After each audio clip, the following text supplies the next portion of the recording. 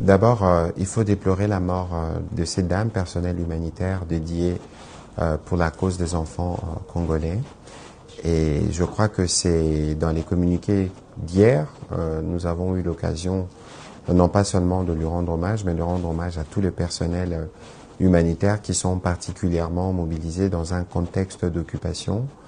N'oubliez pas que c'est les Rwandais qui a exporté ou qui a fait de Goma et des Bukavu des endroits malheureusement où ils commettent de crimes, et pas seulement de crimes, mais en réalité ils ont exporté la guerre dans des milieux urbains. Souvenez-vous de ce qui s'est passé il y a une année et de la barbarie qui a caractérisé ces événements.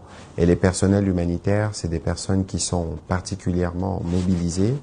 Et je crois que nous, aujourd'hui, nous sommes très mobilisés lorsque nous parlons notamment de l'ouverture de l'aéroport de Goma, parce que nous pensons qu'il faut intervenir très rapidement pour apporter l'appui nécessaire aux populations qui se trouvent là-bas. Et les personnels humanitaires, ce sont aussi ceux qui nous renseignent les mieux de tout ce qui s'y passe, notamment d'autres crimes, etc. Et donc nous, on a été particulièrement touchés par ces disparitions, mais aussi des autres compatriotes qui sont décédés sur le coup.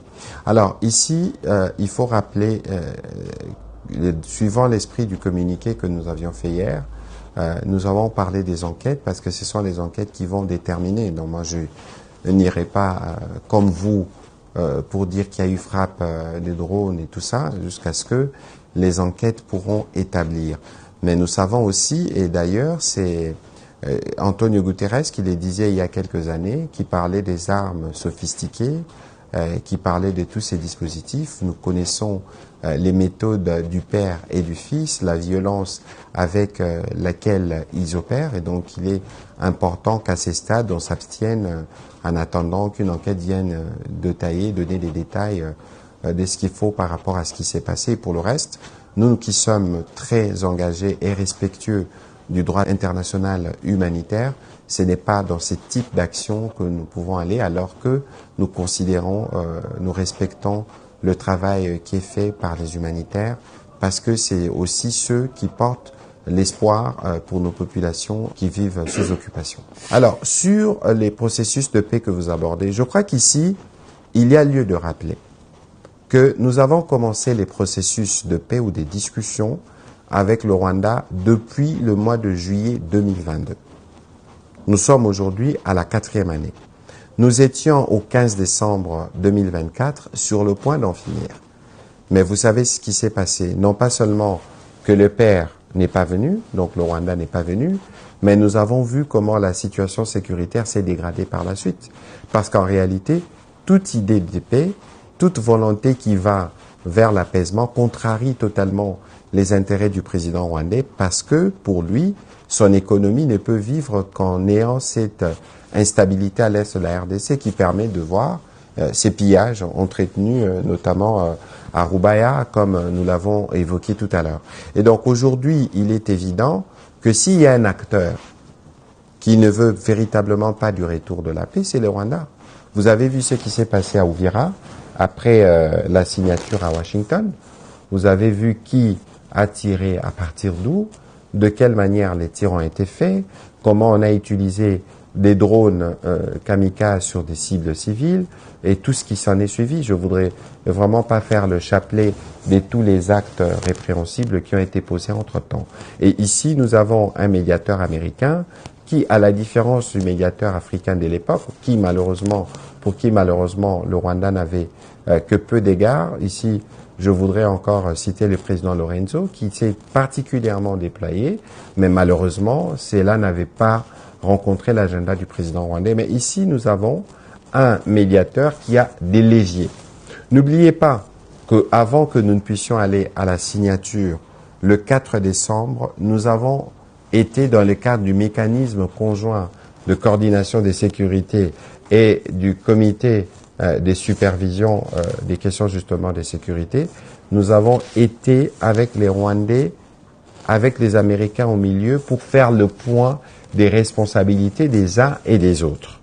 Nous avons commencé la campagne de sensibilisation tel qu'est prévu dans les annexes de l'accord par rapport au CONOPS pour sortir, en tout cas, les éléments FDLR qui sont dans l'infime partie du territoire d'ailleurs qui est sous notre contrôle. Et je crois que de ces points de vue, vous devez avoir vu aussi qu'avec la MONUSCO, il y a, pendant que nous parlons d'ailleurs, des processus qui se font pour rapatrier certains nombres de ces FDLR qui sont des Rwandais. La vérité, c'est que pour bien traiter la menace des FDLR, les Rwandais doivent quitter les parties du territoire qui s'occupent, parce qu'il existe une cartographie aujourd'hui. On sait plus ou moins les localiser. Les médiateurs américains le savent, les Rwandais le savent. Et nous, si nos forces doivent traiter cette menace, il faut bien que les Rwandais quittent notre territoire pour que nous puissions traiter les cas résiduels. Qu'on ne vous trompe pas, les chiffres ont été avancés dans les différentes plateformes de discussion. Mais quoi qu'il en soit, nous sommes plutôt tel que nous le disons toujours, nous avons confiance à la médiation américaine. C'est la médiation qui nous a permis aujourd'hui d'avoir notamment des sanctions. Les sanctions les plus importantes, c'est peut-être pas celles qui ont été données aux individus, qui sont tous les 4 d'ailleurs, officiers impliqués directement dans les tristes événements de Goma. Et donc, bien au-delà des sanctions, c'est des sujets qui doivent répondre de ces actes d'horreur devant la justice. J'ai pas envie de rappeler ici que l'armée rwandaise a souvent attaqué les casques bleus de la MONUSCO. N'oubliez pas qu'il y en a qui ont été pris à partie, qui ont perdu la vie. N'oubliez pas qu'ils ont tiré sur un hélicoptère de la MONUSCO. Je voudrais pas faire un chapitre de tous ceux qui ont toujours montré du mépris par rapport au processus de paix, à ceux qui doivent en être des gardiens. Pour ce qu'il en reste, nous, République démocratique du Congo, je le redis encore à haute et intelligible voix, nous comptons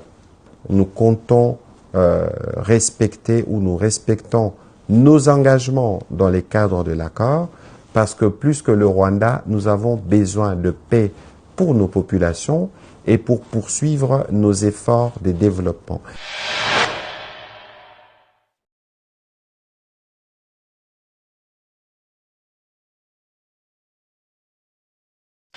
Il n'y a rien d'intriguant, nous connaissons les méthodes du père et du fils, la manipulation. Et d'ailleurs, j'ai vu des vidéos avec des camions, des personnes venant du Rwanda pour venir gonfler une manifestation en réalité qui n'en est pas une. De qui se moque-t-on?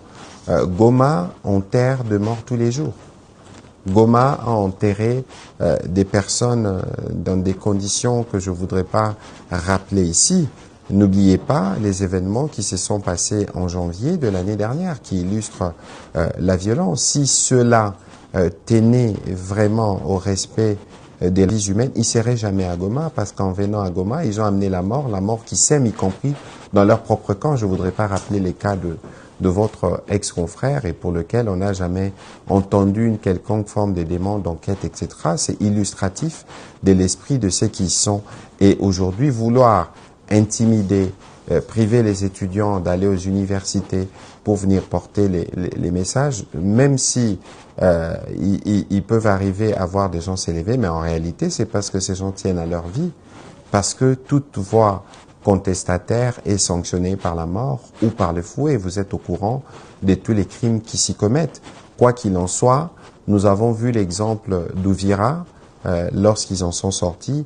C'est les mêmes états d'esprit qu'il y a dans les chefs de nos populations à Goma, c'est les mêmes états d'esprit qu'il y a dans les chefs de nos populations à Bukavu.